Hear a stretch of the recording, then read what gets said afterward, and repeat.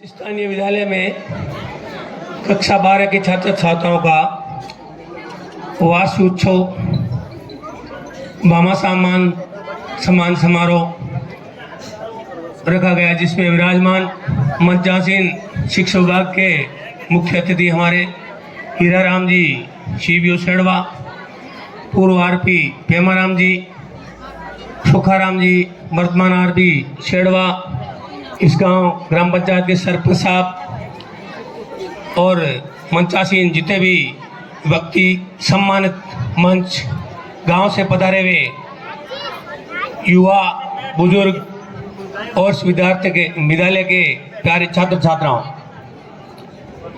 आज ये प्रोग्राम विशेषकर कक्षा 12वीं के छात्रों को प्रोत्साहित करने के लिए रखा गया है। यानी विभिन्न प्रकार की इन बच्चों को हिदायत दी जा रही है, आगे के जीवन में इनको क्या करना है क्या नहीं करना है, इन सब बातों पर ध्यान आकर्षित आपका करवाया जा रहा है। इन्हीं बातों में मैं मेरे तरफ से एक छोटी सी कहानी के माध्यम से आपको समझाने का प्रयास करूंगा।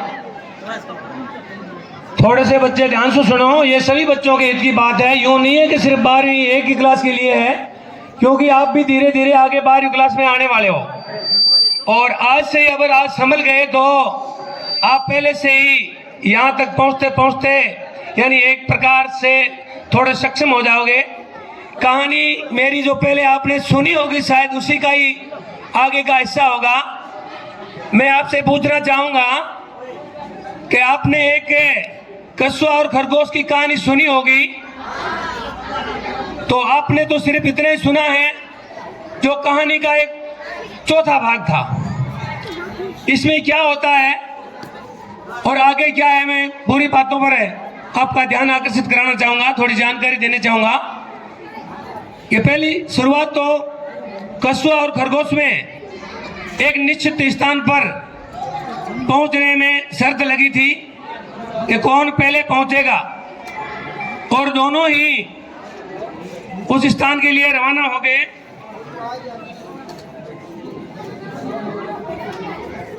फिर क्या है कि कछुआ तो अपनी चाल में बहुत ही धीमे चलने वाला जीव है और खरगोश है उलझे भरने वाला, यानी फुदकता हुआ बहुत फास्ट चलने वाला है। खरगोश को अपनी चाल पर घमंड था, वो दोनों एक स्थान से निकल पड़े और कुछ आगे निकलने के बाद कछुए ने सोचा खरगोश तो धीमे चलता है, मैं थोड़ा सा सुस्ता लूं यानी आराम कर लूं। कछुए ने आराम करते ही उसकी आंख लग गई और मान लो खरगोश की आंख लगी और कछुआ धीरे धीरे चलता चलता उससे आगे निकल गया और जो उनका स्थान तय था वहां पहुंच गया। और कौन जीत गया? कछुआ जीत गया।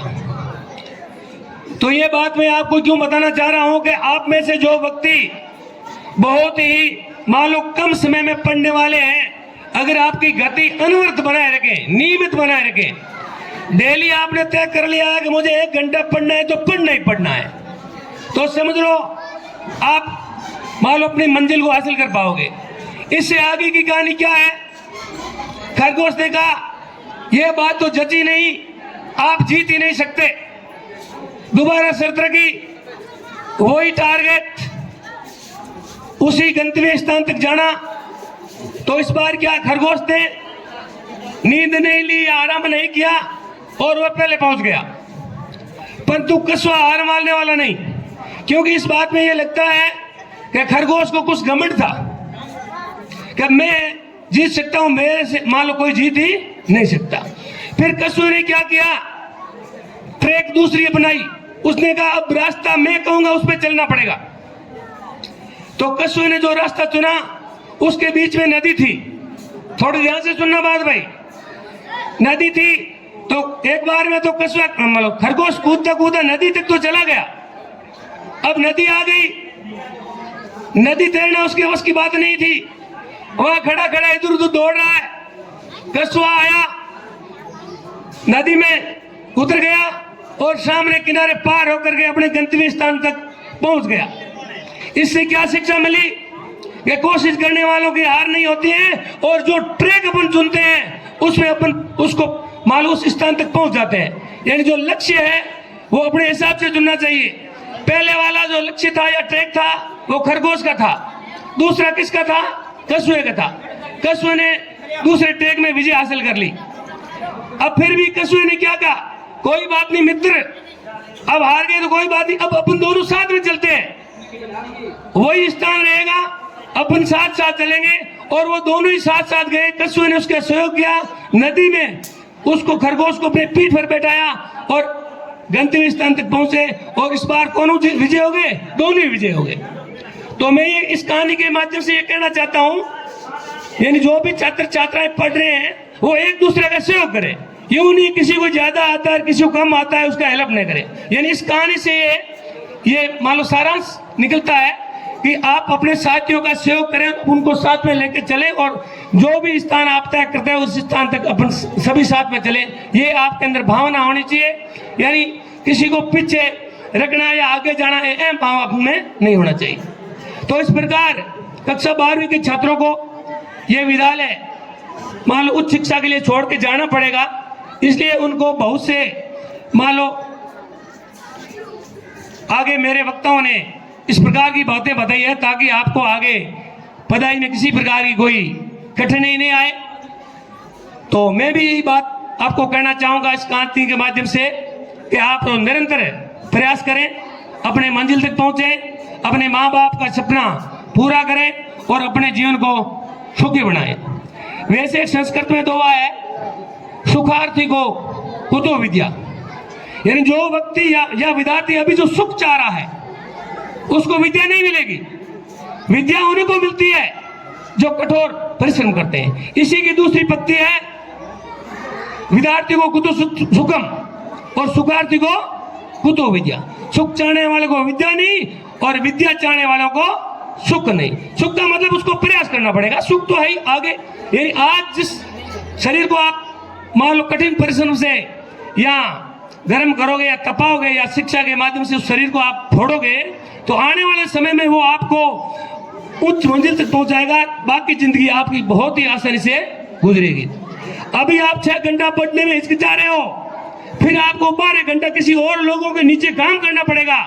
उस समय याद करोगे आप, काश उस दिन हम 6 घंटे पढ़ लेते तो आज हमें ये दिन बुरे देखने नहीं पड़ते।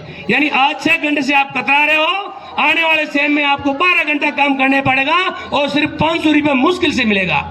तो मैं पुनः आपके मान लो ये बात बताना चाहता हूँ कि अभी जो आपका समय है वो शिक्षा अर्जित करने का है और शिक्षा पे ध्यान दो और अपने मंजिल को पाने के लिए इस प्रकार की व्यवस्था बनाओ जिससे आप धीरे धीरे मान लो आगे बढ़ते हुए अपने मंजिल तक पहुंच सके।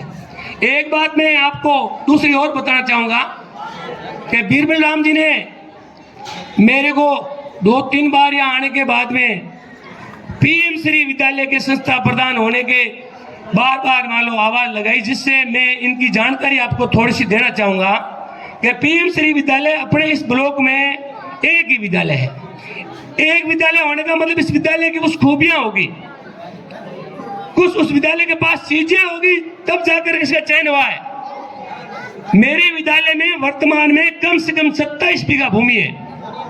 कितनी भूमि है? सरकारी विद्यालय के नाम की 27 बीघा भूमि है और कम से कम 30-35 भवन बने हुए हैं। और भूमि और भवन देखते हुए और भी कई प्रकार की भौतिक संसाधन है।